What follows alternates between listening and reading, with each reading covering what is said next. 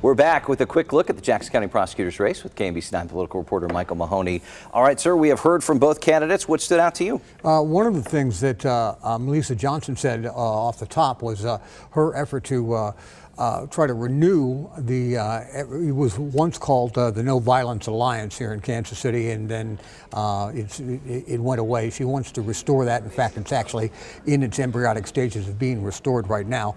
Be interesting. It was successful 4 or 5 years ago when they tried to do it, and then it sort of died on the vine. We'll see where that goes. That was what stood out to me. In our extended interview, she talked about how they are trying to make improvements to it, so I invite people to watch that. Candidates seem to have very different approaches to prosecution, which, I mean, this is the job, right? Melissa Johnson working to walk that line, talking about the importance of social programs specifically and having that more holistic approach, where Tracy Chappell wants prosecution but not necessarily incarceration. How's that going to play with voters, you think? We'll see. That's going to be, I think, a little bit in the weeds to a lot of voters.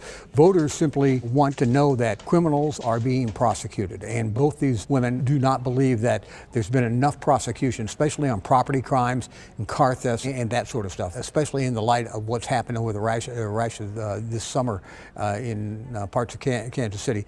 They want somebody in that office who will prosecute crimes. Now, Jean Peters Baker says that she prosecutes 4 out of 5 cases that come to her, but there's a sense out there, and they made reference to it during their interviews, that Kansas City is not safe and there's not enough of prosecution. They need to change that image. And different approaches as well on the nonviolent drug offenses, a policy that Jean Peters Baker had in place. Melissa Johnson says she wants to keep part of that. Right.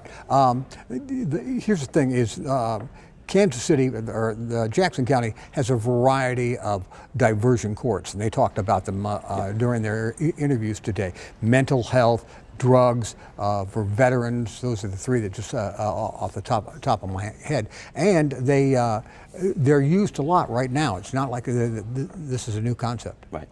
A Republican has not won this seat for years and years and years. How do you see this race shaking out? I think it's still, well, like the politicians say, they don't call it Jackson County for nothing, because they named it after Andrew Jackson, one of the founders of the modern Democratic Party.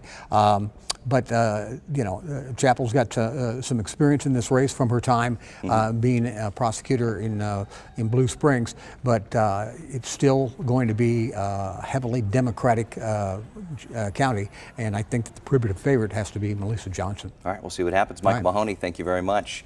Get the facts about key races and ballot issues with Heart of the Matter and KMBC9 News. We'll gear you up for Election Day on air and online at KMBC.com.